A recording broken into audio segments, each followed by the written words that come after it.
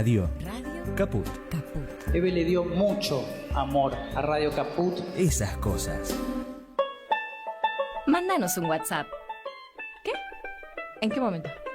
11 65 16 44 46. ¿Sí? No le gustó. Yo le dije de a 2, pero... ¿Eh? ¿Va de nuevo? ¿O querés que lo digo de a 1? Ok. Mándanos un WhatsApp. 11 6516 4446. Ahora sí se cita un basta un ¿Qué? Me perdí. Me dijiste, el otro lo dije al revés, ¿eh? Mándanos un WhatsApp. Mándanos Sarasa y Noticias. 11 6516 4446. Mándanos un WhatsApp. Radiocaput.com. Estás conectado. Estás en Caput.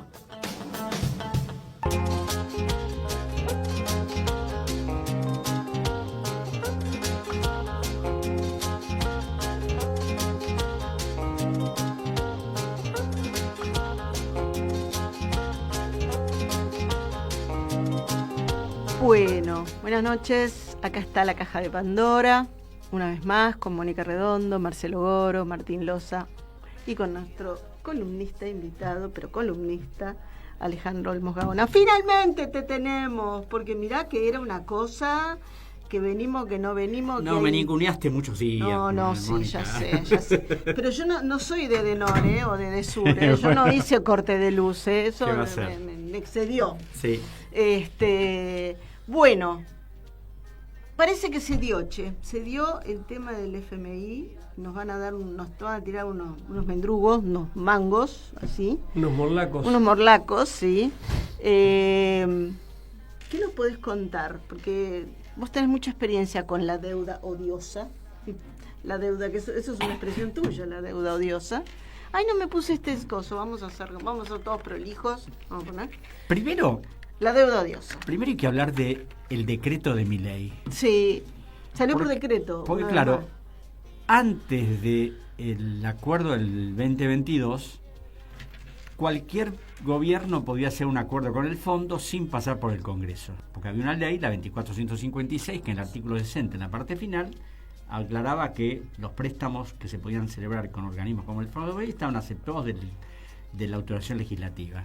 Pero en el gobierno de Alberto Fernández... Pero Martín Guzmán, en el 2022, cuando hizo el acuerdo con el fondo, se dictó la ley 27612, por el cual todo acuerdo con el fondo debe pasar por el Congreso. Ahora, como a Milei las leyes no le interesan, el Estado de Derecho tampoco, y gobierna por decreto modificó la ley de acceso a la información pública, la ley de administración financiera, apenas asumió, emitió un decreto 7023 que le permite hacer cualquier cosa. En la ley bases, el obsecuente Poder Legislativo también le dio facultades para que siga siendo... y me gustó, porque si para que siga siendo de las suyas. Uh-huh. Entonces dijo, ¿para qué vamos a mandar esto para que se discuta en el Congreso? Que yo me pareció una torpeza, porque el Congreso capaz que lo hubiera aprobado, ¿no? Este Congreso que tenemos. No lo sé, pero bueno, convengamos que no lo hizo. Si hubiera llevado más tiempo, entonces se mandó el DNU. Cuando leí el DNU, dije, ¿no tendrán un abogado chicanero, piola, que por lo menos haga algún tipo de fundamento más o menos verosímil? No. Mira, en realidad, si uno se pone a pensar, hago un paréntesis, en los que lo asesoran, realmente son de cuarta. Acordate cuando tuvo que renunciar la de discapacidad, que dijo, porque los tontos, estúpidos, tarados, vos decís, pero ¿quién es esta persona? Claro, ahora, refiriéndose a la gente con discapacidad. Y después cuando lo vimos en el reportaje con Viale, que ahí te das cuenta las falencias de Milei. No sabía qué decir, y por eso cuando empezó a embarrar el tema, apareció Caputo, y bueno. Ahora, cuando vos lees el decreto, decís, primero, la falta de fundamentación jurídica. Tampoco saben redactar. Y para establecer que el Poder Ejecutivo tiene facultades para negociar con el fondo, citaban 3 párrafos de 2 líneas de 3 diputados en el 2022, de Luciano Lapina de un tal Galimberti y de otros más. Yo digo, pero nada.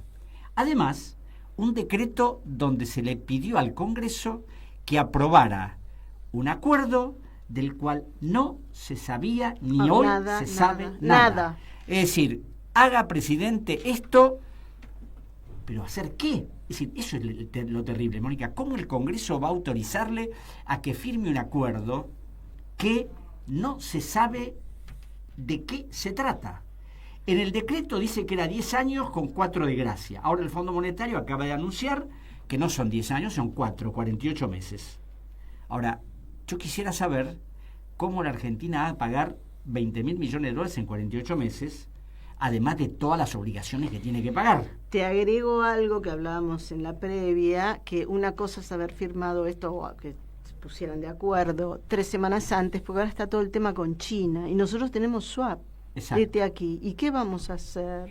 Claro, lo que pasa es que primero no sabemos lo que va a ser el acuerdo.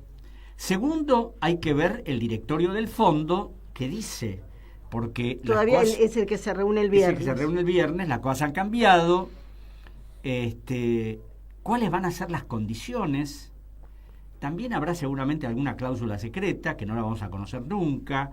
Es decir, es todo muy oscuro y fundamentalmente aumenta la deuda externa argentina en 20.000 millones de dólares. Porque el pretexto del gobierno, que lo dice el decreto, es que ese préstamo es para cancelar las letras intransferibles del Tesoro en el Banco Central. Sí, eso es lo que dicen. Desde el punto de vista de la contabilidad pública, o sea, el Ministerio de Economía contabiliza la deuda en pesos y en dólares, siempre en dólares. O sea, la deuda con organismos del Estado también la contabiliza en dólares. Entonces, el gobierno dice, hay una deuda en dólares con el Banco Central de tal suma de dinero, con lo del fondo cancelamos esa deuda y en la contabilidad pública es neutro, no hay aumento. Ahora, primero, una cosa es deberle al Banco Central y otra cosa es deberle al Fondo Monetario. O sea, entre ellos... Estados Unidos, Japón, China, sí. Alemania, Gran Bretaña, ahora, y Arabia Saudita, que es otro que está pesando muy fuerte. Muchos amigos. Ahora, además, el Banco Central no te pide ajustes, no te da condicionamientos, podés renovarle la deuda indefinidamente. El Fondo Monetario, no. No, el Fondo Monetario puso alguna que otra condición, ¿verdad? Bueno, las puso siempre. Pero y ahora, las va a poner ahora. Y otro de los problemas es el tema del dólar. Porque claro, va la plata al Banco Central. ¿Y la plata del Banco Central la van a usar para seguir planchando el dólar?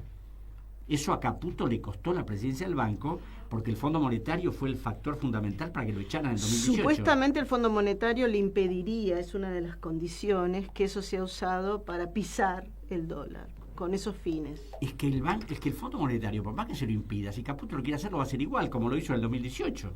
Sí, ahora, otra de las cosas preocupantes que muestra lo que es la Argentina y por qué está Milei y por qué pasa lo que pasa, es que cuando leo los discursos de la oposición política cuestionando el acuerdo con el fondo, vamos a declararlo nulo, vamos a decir que es ilegal.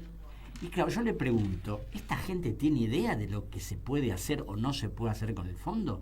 Parece que no, porque un acuerdo con el Fondo Monetario Internacional, para declararlo nulo, tenés que ir a la justicia. El Fondo Monetario no puede ser sometido a la justicia en ninguna parte del mundo, ni en la Argentina, ni en Estados Unidos, ni en Europa, ni aún en la Corte Internacional de Justicia en Haya. Entonces, ¿declarar la nulidad de qué? Es decir, por otra parte, un gobierno no puede, por sí, decir esto lo declaro nulo, porque además, de alguna manera, es estar rompiendo la continuidad del Estado. A los acreedores no les interesa que sea Milei, Macri, Alberto Fernández.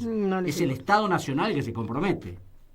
Y hay otra cosa que los dirigentes políticos tampoco no saben.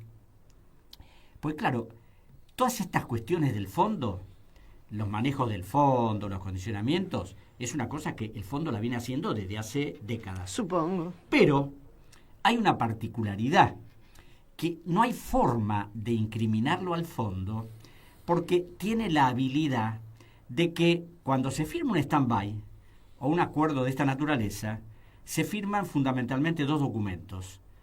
El pedido de dinero al fondo y después un memorándum de entendimiento técnico y otro de políticas económicas, donde el Estado dice lo que va a hacer con la plata, todas las condiciones que pone el fondo están en esos documentos. Por esos documentos no lo firma el fondo, lo firma el presidente del Banco Central y el ministro de Economía.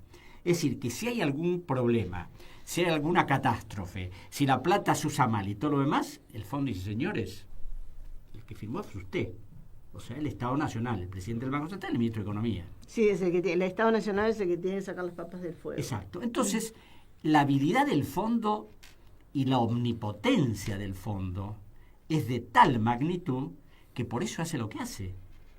Y además el fondo se ríe a carcajadas de los tratados internacionales de políticas económicas, sociales y culturales, todas esas cosas bonitas de las Naciones Unidas. El fondo ha dicho categóricamente que no tiene nada que ver con eso, porque es una institución monetaria y está totalmente afuera de ese tipo de planteos. Podríamos pensar que es un préstamo geopolítico para favorecer a un gobierno. Es que Ponele. desde ya que le están dando esa plata, a ver si llega de alguna manera a las elecciones. Ahora, lo que a mí me sorprende es que todos han jugado el apoyo a Estados Unidos, ¿no? Uh-huh. Ahora, el desprecio de Trump por Milei es ostensible y se vio el otro día cuando este demente fue en un viaje de un día y medio que costó $500.000 que cuesta mover el avión presidencial, más $70.000 que pagó él y la hermana para estar en esa claro, comida. Pero eso le tenés que descontar, Marcelo seguramente vas a tener una pregunta para hacerle, pero eso le tenés que descontar que eran $15.000 por foto. Bueno. Porque no sé si viste que se sacó 25.000 fotos. Sí, un montón, claro. Y habrán como antes, sí. y como se recaudan las entrevistas, también se recaudan las fotos. Claro. Supuestamente ahora, ahí hay que sacar algo, que ¿no? un presidente se haya convertido en un vasallo, que vaya a arrastrarse hasta un presidente que no lo recibe, pero ni siquiera, no es que, porque bueno, no lo recibe en su casa, no lo recibe en el Salón Oval, pero por lo menos se sacó 2 minutos de la foto en ese almuerzo, una cosa media trucha, ni siquiera eso. Es decir, es la primera vez en la historia argentina, Mónica, que pasa esto. Yo creo que cuando se enteró que estaba, dio media vuelta y se fue. No sé si fue así, pero de todas maneras, no, es decir, y todos en los medios, que bueno, aún los medios críticos, no sé, viste, usan la prudencia, no digamos demasiado, porque, ¿y qué pasó? Todos decían, la entrevista ya va a estar dada, qué sé yo, no pasó nada. Y por otra parte, lo que fue esa reunión, aventureros, especuladores, gente que está en los márgenes del sistema financiero internacional, no eran los representantes de los grandes bancos y nada por el estilo. Te diría que van en esa dirección, los márgenes, todo en esa dirección. Entonces, a eso fue el presidente. Entonces, claro, a mí yo digo, cada vez me sorprende menos todo esto, ¿no? Me sorprende menos, primero porque veo lo que es la oposición, porque veo que el presidente se da el lujo del tema de la cripto y todo lo demás, y aquí sí hace una denuncia, la jueza Servini está llevando eso largamente, el fiscal Tayano también. En otras partes del mundo, que un presidente hubiera hecho eso, hubiera sido un escándalo internacional. En Estados Unidos, en Francia, en Alemania, le hubiera costado, así como al presidente el Watergate le costó la presidencia de la República, ¿no es cierto? Y tuvo que renunciar. Es decir, en otro país hubiera pasado, acá no pasa nada. Y todavía hay gente que lo defiende. Y hay un jefe de gabinete que yo suponía que, no sé, era algo mejorcito que todo ese entorno que tiene, y que sale a decir que esto es un golpe de Estado. El tema de la comisión, el tema de que la investigación de los ministros de la Corte, que la verdad que es asombroso. Y es asombroso porque además hay otro tema clave. Habrás notado que se habla del préstamo del fondo, pero no se habla de la deuda argentina. Nadie habla de la deuda. Nadie habla que tenemos una deuda al 28 de febrero 42.600 de 471.500 millones de dólares. Me quedé corta. Que si le sumás los cupones atados al PBI, que son 12.500 millones más, llegamos a la friolera de 485.000 millones, que generan intereses por más de 22.000 millones de dólares y que no sé con qué lo van a pagar.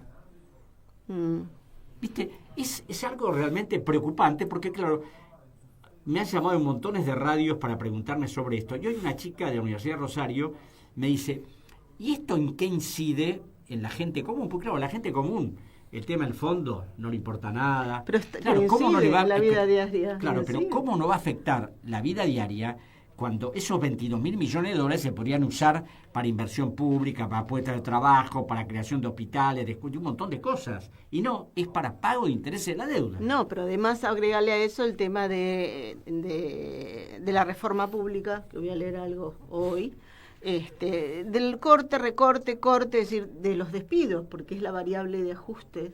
Tener menos Estado, por supuesto menos gasto para pagar esos viajes oncológicos que no se dan, hospitales que están colapsados, servicios que cierran, servicios que no se dan más a los adolescentes y a los niños. No sé, ¿le quieres hacer una preguntita antes de pasar a la música? Sí, la pregunta para Alejandro es... Vamos a decir que él diga cómo salir de esta situación, porque Alejandro presidente. Claro. No, en sintonía con lo que venía diciendo, si el fondo sabe que esto es impagable, ¿no? ¿De qué manera se puede cobrar esta parte? Si es en recursos naturales, ¿cómo? Porque el fondo en realidad lo que quiere es cash, me imagino. No sé si tiene algo que ver con otra, con el litio, o si esto hay una triangulación en la cual qué sé yo, algún país pone la plata pero se queda con la Patagonia, ¿no? Por decir una cosa medio... Claro, lo que pasa es que, mira, en principio el fondo presta plata porque sabe que siempre se la van a pagar. No hay país que no le haya pagado al fondo.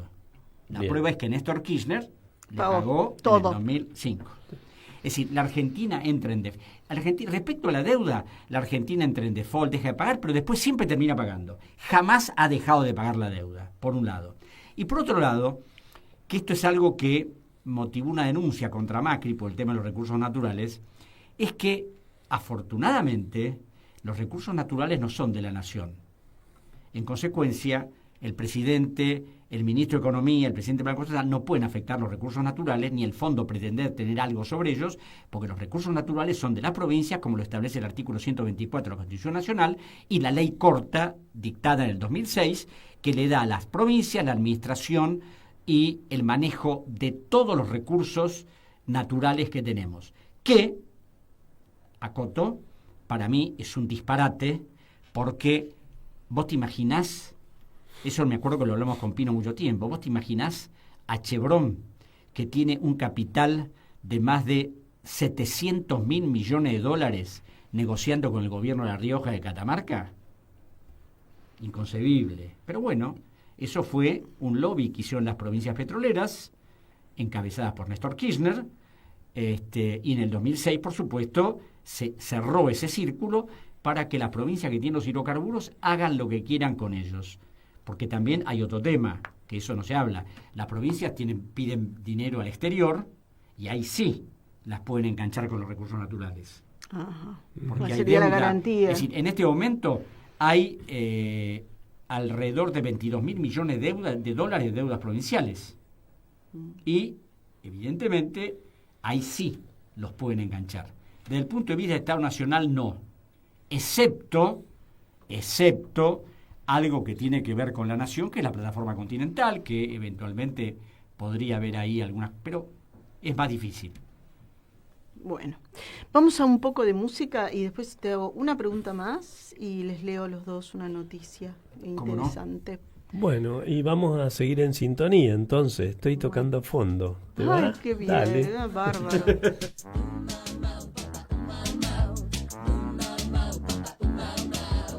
Hoy me vi en el espejo y respiré hondo. Me di cuenta que por vos estoy tocando fondo. Esto de la musiquita ya me tiene loca. Ya mi papi no me quiere. Mi reloj no da la hora, mi fonola no funciona. El latido se me afloja, pero el piso está de moda.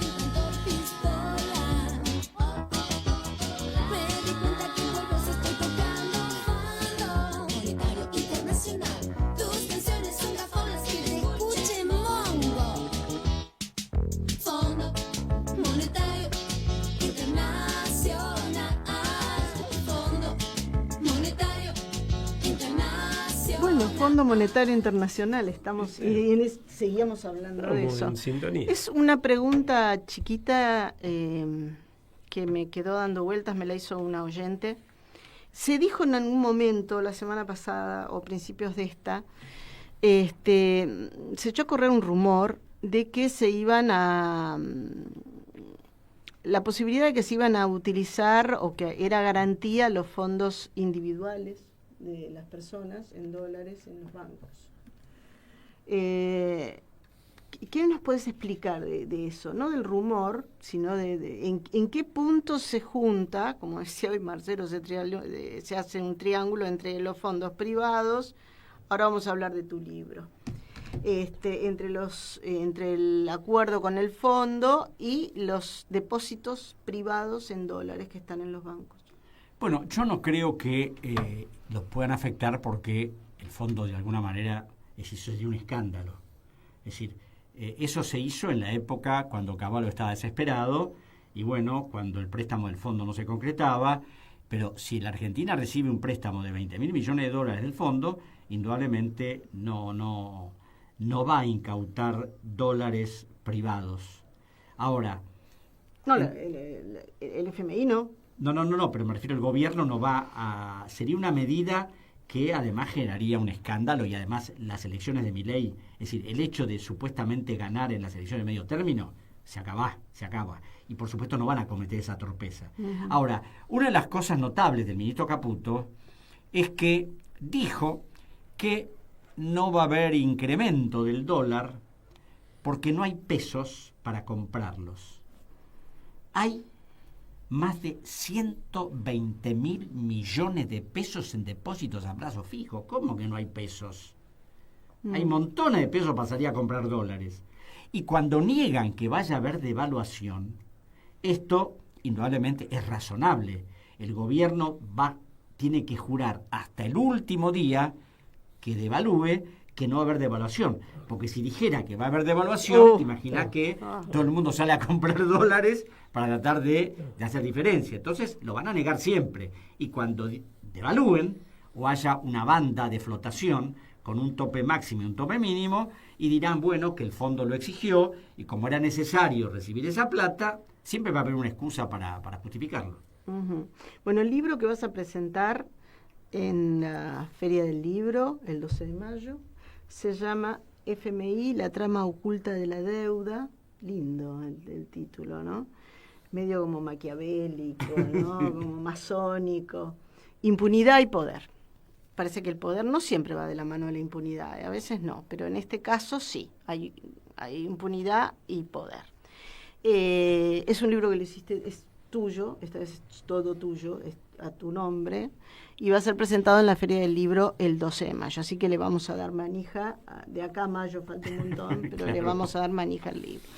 Bueno, esto que porque este gobierno se caracteriza por algo, que no hay que relativizarlo, hay que tomarlos en serio, es que tiran muchas cosas a la vez, que desconocen, pero tiran igual, ¿no? Ahora están tratando de bajar la imputabilidad de los menores. Sí, porque vimos la película Adolescencia, nos gustó y entonces bajamos la imputabilidad, porque en el Reino Unido sabes que son 10 años, de 10 años en adelante.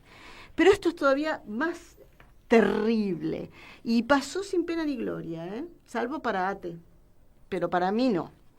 El gobierno dispuso, a través de una resolución publicada en el Boletín Oficial, que los funcionarios responsables de distintas áreas podrán recibir unidades retributivas adicionales en función del ahorro presupuestario generado por la reducción de su personal en sus respectivas dependencias. La medida generó un fuerte rechazo por parte de los trabajadores del Estado de ATA, quien convocó a paro y movilización. La normativa establece que las unidades retributivas, atente al piojo, adicionales, se asignarán previa intervención de la Secretaría de Transformación del Estado y Subsecretaría de Presupuesto. ¿Qué son las unidades retributivas? A ver, pensemos. La cosa más hija de puta que se pueda pensar.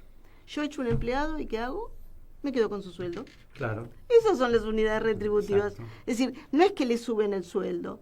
Él la persona que echa o que pone a disposición, se apropia del sueldo del que echó. Es una cosa desde el punto de vista cultural, desde el punto de vista de la no convivencia en democracia, es una barbaridad. Pero lo que pasa, Mónica, que mira, a mí hay cosas que ya, por eso la capacidad de asombro a veces... Lo que pasa es que alguien tendría que reaccionar, porque esto es un camino de ida, no es un camino de vuelta. Acá no reacciona, mira, ya que me hablabas de la impunidad de los menores, que es un tema que, aunque a mí me conocen por el tema de la deuda, yo he trabajado sobre hidrocarburos y sobre los menores precisamente.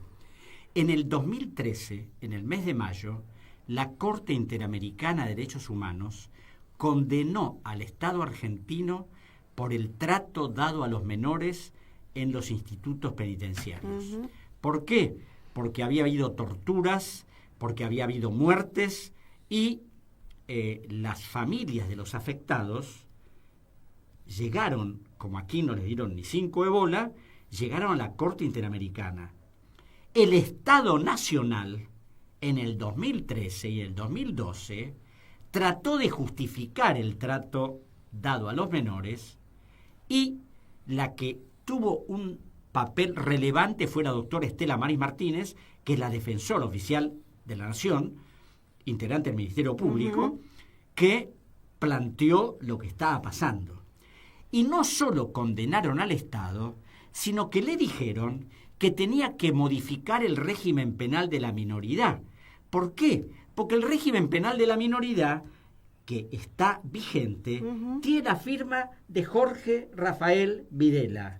Es una ley de la dictadura militar. Bueno, esa ley de la dictadura militar de los menores, jamás nadie la quiso cambiar hasta el día de hoy. No solo no la quisieron cambiar, sino que en el 2013 el Congreso de la Nación la ratificó.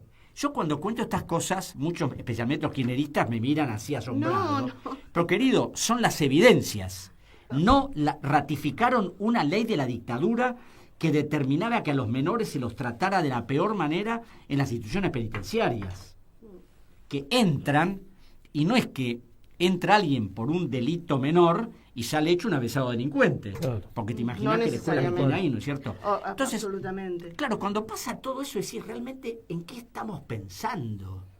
Es decir, ¿cómo se reflexiona sobre esto? ¿Cómo los opositores que escuché ayer no se hacen cargo de las cosas que hicieron antes?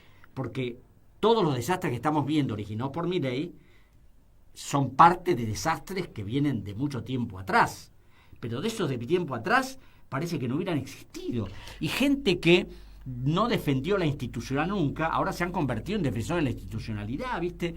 Y después los mileístas y los de y los del PRO, en este momento, en nombre de la institucionalidad, violan la ley, violan la Constitución y no se les mueve un pelo. Yo lo único que te puedo decir desde mi profesión es que es la búsqueda permanente de un chivo expiatorio. Cuando uno es un menor, es decir, el tema de la seguridad es utilizado siempre para el control social y disciplinario de la sociedad, para meter miedo, para victimizarse y además para poner a ese otro en un lugar de enemigo, sospechoso, negro, con capucha, me va a robar, o sea, siempre la culpa es del otro, siempre se genera desde otro lugar lo que nos sucede. Incluso en la misma película, creo que la película es buena porque parte aguas, está en 3 partes, parte aguas, una cosa son los pibes, otra cosa son los adultos. Y en el caso de esa película especialmente, es que ya los adultos no son considerados como los pibes, lo hablábamos con Marcelo la vez pasada,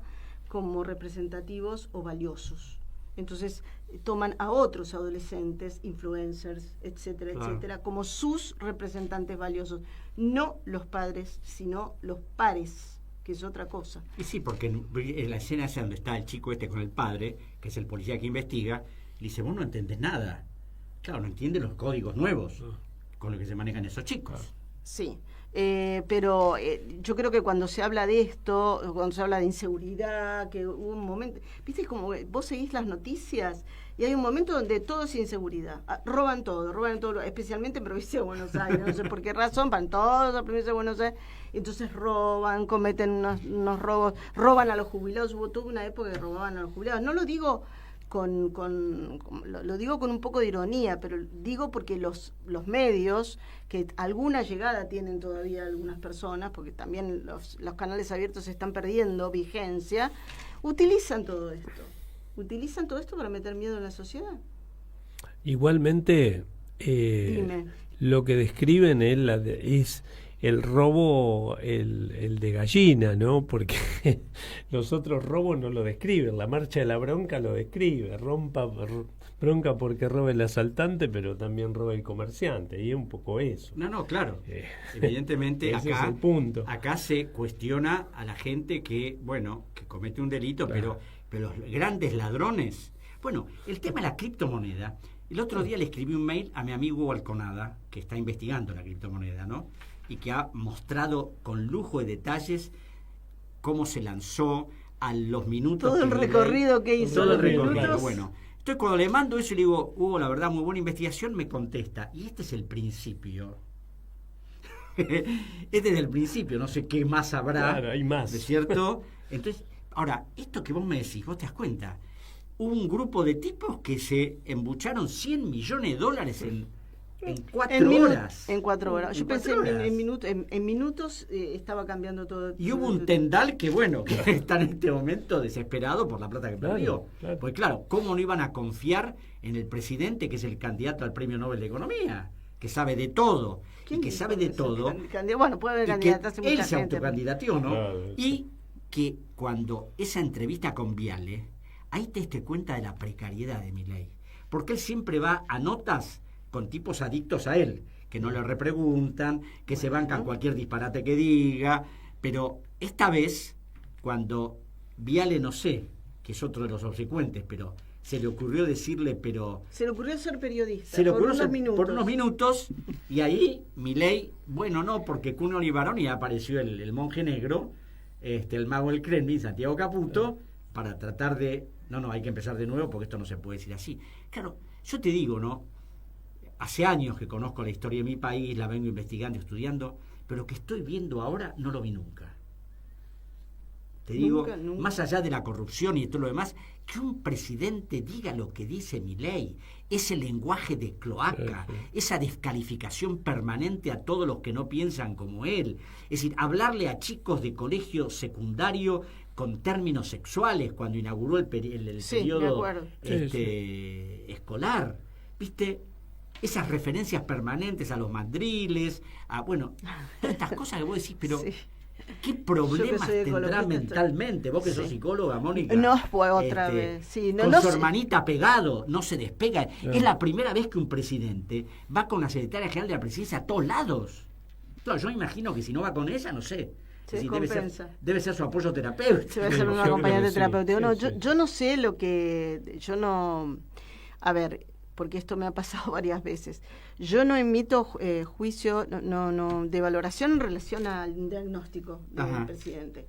Porque además la locura, en general, los disturbios psíquicos, entristecen el alma, es sufrir, se sufre mucho, no es que el loco es un loco lindo. Claro. No, se sufre un montón.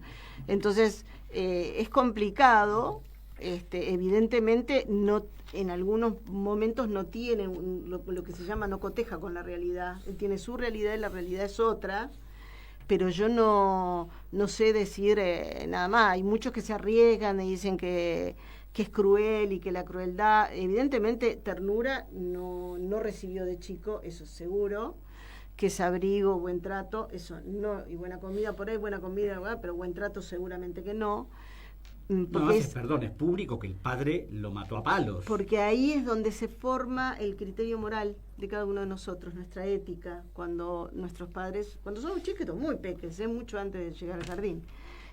Pero no sé qué tipo de, ni me enunciaría ningún tipo de patología que tiene o que dispone. Vos sabés que es muy difícil encuadrarlo, ¿no? Y es muy difícil Él es decir. especialista en... Pero en el yo voy a así usar que- una palabra que por supuesto que no uso nunca, ya hace mucho tiempo que la desterramos, pero para mí es un loco empoderado.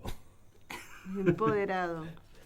Sí, bien. porque de acuerdo a lo que vos estabas diciendo, bueno, sí, el tema de la salud mental, del sufrimiento mental es algo muy muy complejo, sobre todo muy doloroso, como vos decís, de mucho sufrimiento, pero él sufre en determinados momentos, cuando parecería que las cosas no le salen. Ahí entra en crisis, pero después vos lo ves y dice, se ríe, baila, si puede viajar a Estados Unidos, está lo más feliz.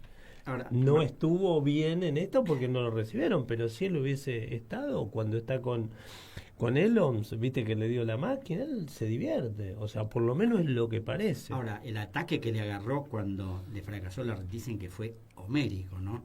Ahora, vos que tratás con gente que tiene problemas mentales, Sí, él es cierto. vos que trabajás con esa gente, lo que yo veo acá, además de todo esto que estás planteando, es que existe, y eso es lo que me llama la atención, por eso no sé si los que tienen problemas mentales tienen esa patología, es el goce ante el sufrimiento del otro. Yo lo veo a Manuel Adorni cuando anuncia que han despedido a 500 personas o que han dejado en la calle a tal cosa, lo dice con una satisfacción, diciendo, vamos a... Es el empoderamiento de la crueldad. Entonces, eso es lo que me llama la atención. Claro. Que gozan haciendo sufrir a los otros. Bueno, no quiere decir que aquellas personas que tienen por ahí algunas patologías diagnosticadas en salud mental no tengan grado de perversidad, también la tienen, es una sumatoria. También, es decir, ¿sí?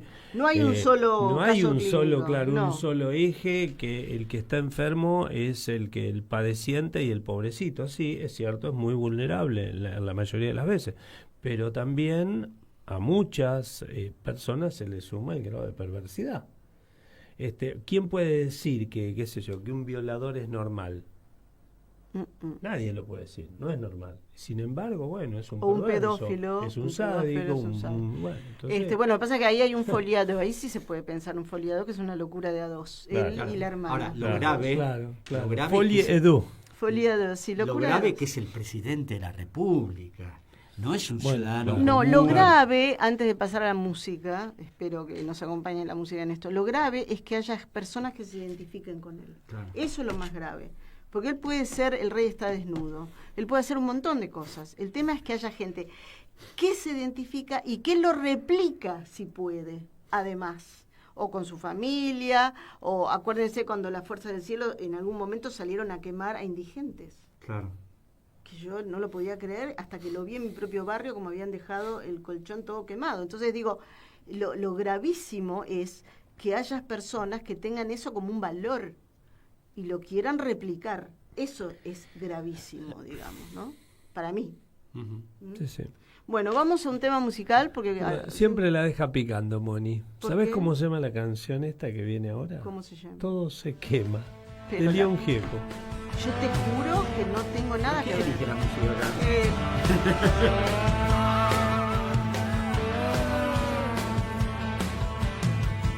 Hemos visto borrar de un plumazo un pueblo, casas, niños, madres, jóvenes, padres y abuelos. Hemos visto caer parte de la historia de este único mundo que es lo poco que tenemos. Hemos visto llover un centenar de balas sobre inmigrantes que un lugar reclamaban. Y te hemos visto a vos sentado en un balcón, en un sillón como Nerón, mirando cómo todo se quema.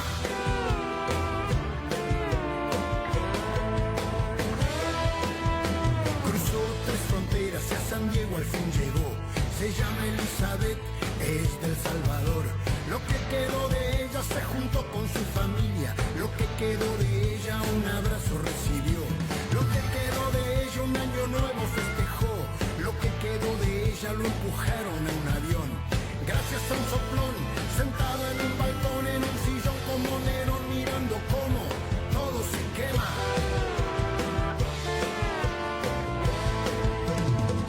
Hemos visto presidentes latinoamericanos ir a España a festejar el 5º centenario, Día de la Raza, un nuevo aniversario, el primer genocidio que hubo en estos lados, imposible juntar agua con aceite, el mundo es una grieta, no resiste ningún puente, y ahí está el huevón, sentado en un balcón, en un sillón como Nerón, mirando cómo todo se quema.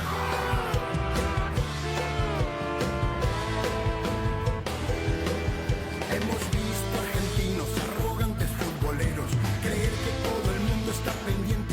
nuestro. Ansiedad, paranoia, síndrome de Estocolmo, victorean a los chorros que otra vez se llevan todo. ¿Quién se quedó con el dinero que gasté? Pegando estampillas en mi libreta de ahorro. ¿Y a dónde está el ladrón? Sentado en un balcón, en un sillón con Homero, mirando cómo todo se quema.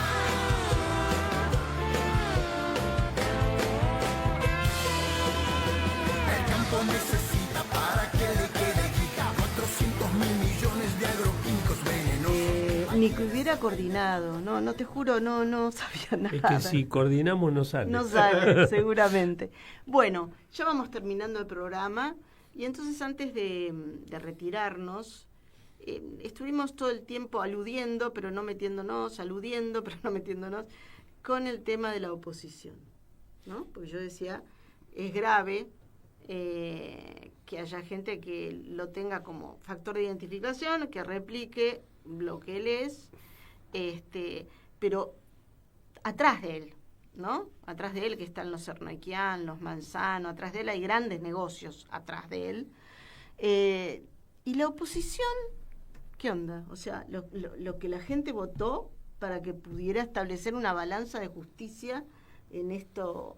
Digamos, bueno, es que todo el mundo votó a Milei. Hubo gente que no votó a Milei. Claro, lo que pasa es que hay un conjunto de aprietes. O sea, por ejemplo, cuando se vetaron las leyes jubilatorias, cuando se vetó la ley jubilatoria, hubo un diputado que era importante, que iba a votar, pero como no tenían seguridad de lo que iba a votar, fue el mismo día que se trató eso, fue reemplazado por una diputada del PRO que votó a favor del veto. Y ese señor, que dejó su cargo, pasó a ser director de Salto Grande. Me acuerdo. Bueno, pero además de eso, yo me imagino que con el tema de la copartición federal y los fondos que envía el Estado, deben presionar a todos los gobernadores para que los gobernadores le digan a sus senadores, pues acá está alterado el sistema democrático. Los senadores no son empleados del gobernador, pero parece que sí, porque el gobernador dice tienen que votar de esta manera, de esta o de otra. Y se llega a extremos, Mónica. Te digo, mirá que he leído debates de ahora, hace 30 años, 40, 70, 80, pero las cosas que he visto, que un senador de la Nación firme un proyecto para crear una comisión investigadora y cuando se pone a votar el proyecto, vote en contra de lo que él firmó. Sí, sí. 24 horas antes. Es un ejemplo de lo que es la oposición. Es un ejemplo de una oposición mediocre, inculta, trepadora, que les cuesta a veces, si no leen, les cuesta elaborar un discurso sólido contra el presidente. Ahora, y contra sus políticas de gobierno. No se puede decir moción de orden, como cuando yo era consejera superior en la universidad. Moción de orden, ¿cómo puede ser que acá el señor estimado está votando lo mismo que en contra de lo mismo que presentó? ¿Qué pasó? Es que nadie dice nada. Hoy tenemos un presidente de la Cámara de Diputados.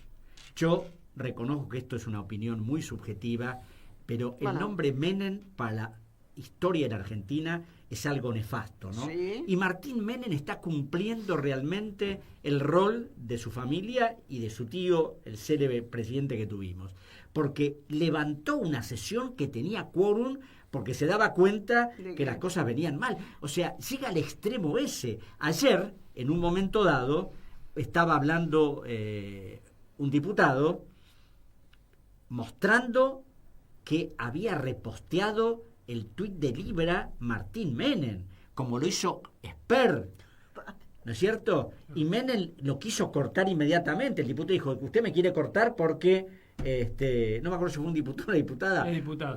¿Eh? La economista Julia Estrada. Es decir, usted me quiere cortar porque... Ahora, ¿vos te das cuenta? A eso hemos llegado. O sea, hasta se ha perdido la jerarquía institucional de lo que es un presidente de la Cámara de Diputados, lo que son los representantes del pueblo. Son representantes de ellos mismos. Es decir, a mí a veces me cuesta, porque por supuesto hay excepciones, ¿no es cierto? Hay diputados solventes, que conocen, que se juegan. Pero cuando veo estos otros, digo, estos no son representantes del pueblo, son representantes de ellos mismos. Están en la política no para servir a la política, sino para servirse de la política.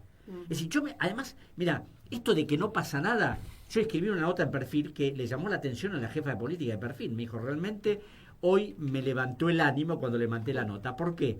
Porque se había denunciado, La ley. no es que se había denunciado, el presidente de la Cámara de Senadores, Bartolomé Abdala, el que se la sustituye a la Villarroel, cuando ya no está, declaró que sus 14 o 15 asesores trabajaban para su campaña electoral en la provincia de San Luis, cuando eso está vedado por la ley que regula a los empleados del Congreso de la Nación. Es decir, es malversación de caudales públicos, darle un destino a eso que no tiene que ver con lo que está establecido. ¿Qué pasó? Nada. ¿Hubo alguna denuncia? Nada. Y el señor Abdala, primero el señor Abdala con una total impunidad lo dijo como si no pasara, como si fuera... Ahora, ¿qué pasa? Abdala lo dijo porque yo, que estuve 6 años en el Senado, vi que eso lo hacen todos los bloques políticos.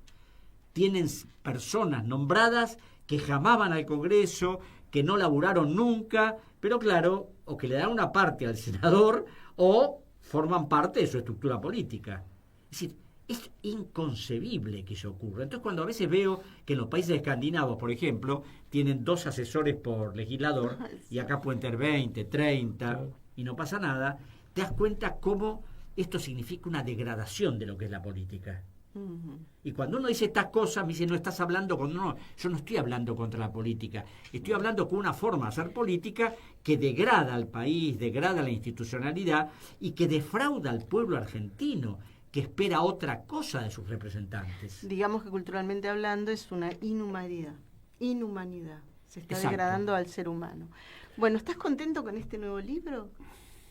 Estoy contento porque, ¿se lo pasa? Yo en principio he escrito varias cosas y nunca escribo, primero sobre lo que no conozco, ni hago refrito, ni como decía un gran historiador inglés, Collingwood, que decía esos libros de tijeras y engrudo, ¿no? Donde pega... Corte y pego. Bueno, y siempre he tratado de ocuparme de cosas de las que nadie sabe o nadie se ocupa y que yo he investigado. Y a mí me llamó la atención esto del Fondo Monetario, primero por darme cuenta del poder que tiene, primero por darme cuenta que nadie conoce nada del fondo. Es decir, el fondo es una mala palabra, ya lo sabemos. Que el Sí, fondo nos ha eso no es jorobado, suficiente. ya lo sabemos. Pero los mecanismos para eso, nadie los dice, no los conocen, por eso dicen los disparates que dicen.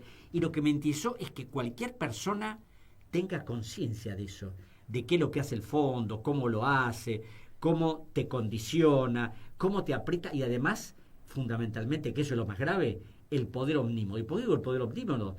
Porque un Estado soberano, cuando tiene un conflicto con otro Estado, va a la Corte Internacional de Justicia para que se dirima el derecho de cada uno. El fondo tiene más poder que un Estado soberano porque no puede ser sometido a la Corte de la Haya. Ahora, ¿cómo es posible que una institución que es un sujeto de derecho tenga derechos? Es decir, los sujetos de derecho tienen derechos y obligaciones. El fondo tiene derechos, pero no tiene obligaciones, porque no hay forma de hacérselas cumplir. Y lo que me llamó la atención es que lo planteo en el libro, que una comisión de juristas de las Naciones Unidas se dijo, esto no puede ser, y se puso a estudiar para hacer un proyecto estableciendo las responsabilidades de los organismos internacionales. Bueno, hicieron un proyecto notable y está congelado desde el año 2011 en las Naciones Unidas. Nunca lo trataron. Wow. Lo pusieron en un cajón, como quien Claro. lo cajonearon. ¿Cómo vamos a responsabilizar al FMI? Imposible. Bueno, estamos... ¿Cómo, ya que está una No, preguntita dale. de Adelante. la investigación, ¿cómo se eligen los miembros del Fondo Monetario? No, los dirigen los países. Es decir, el representante de Estados Unidos lo elige el presidente y acá... El partido político, Es decir, ¿ves? fundamentalmente los eligen dentro de una estructura. O sea, en la Argentina, el representante argentino ante el fondo es el presidente del Banco Central o el ministro de Economía. Cuando se hizo el stand-by del 2018,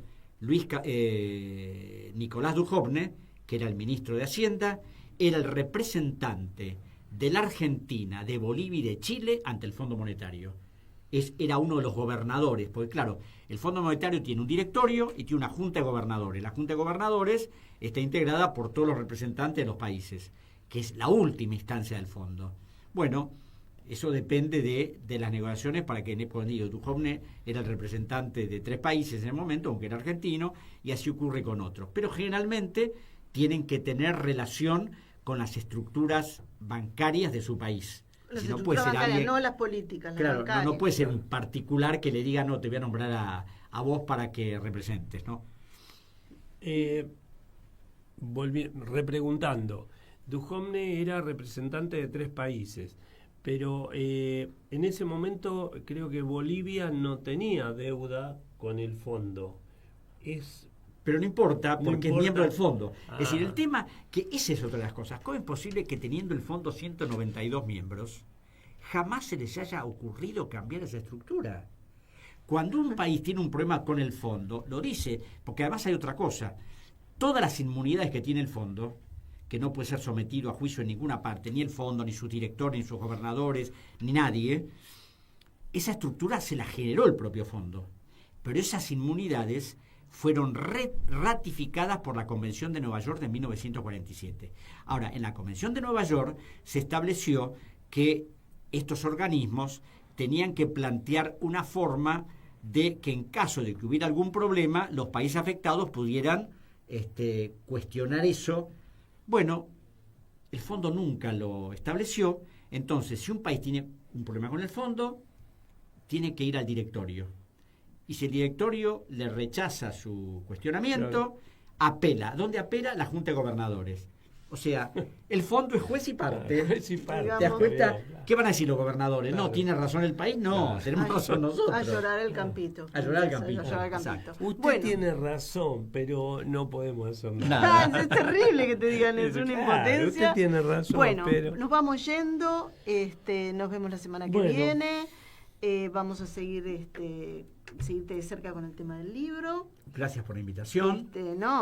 Estaba pendiente, apagón mediante, marcha mediante, ya no podía pasar más nada para que Claro. son ¿Qué nuestro nos- columnista en esto, así que ¿Qué nos deparará a la semana que viene? Vos viste que pasan 1.000.000 de cosas en una semana, no así sé. que hoy pero estábamos sí hablando podés del decir, fondo. Marcelo, ahora que no es acá, que también es en Estados Unidos, que pasan cosas rápidamente. Sí, también. ahora sí, sí, la ya no locura se es, ya no expandió, era ¿eh? solamente Sí. acá. No es solamente acá. Bueno, nos vamos yendo con Bueno, qué tema. nos Siempre. vamos con una milonguita. Ah, No, nos vamos con una milonguita de un autor que a vos te encanta, que se llama Piero, mirá. Pero, Ah, milonga de lo peor. está bien. Pero permiso. Ah.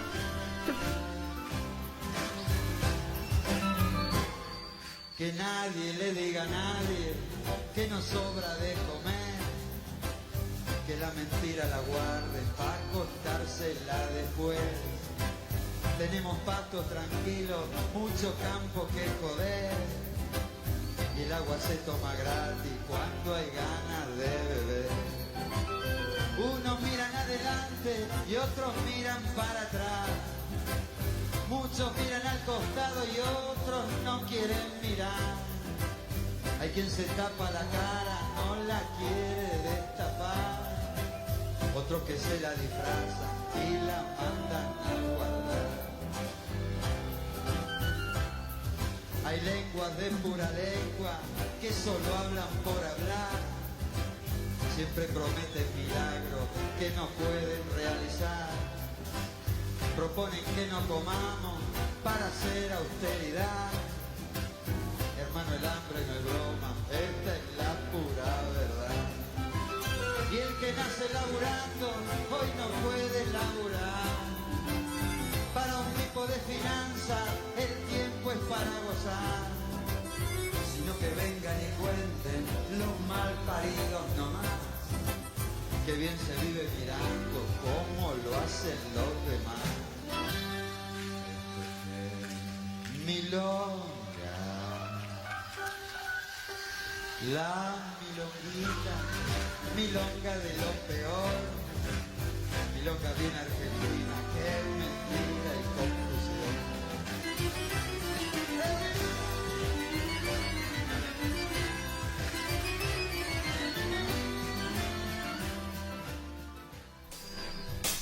¡Ah, sí!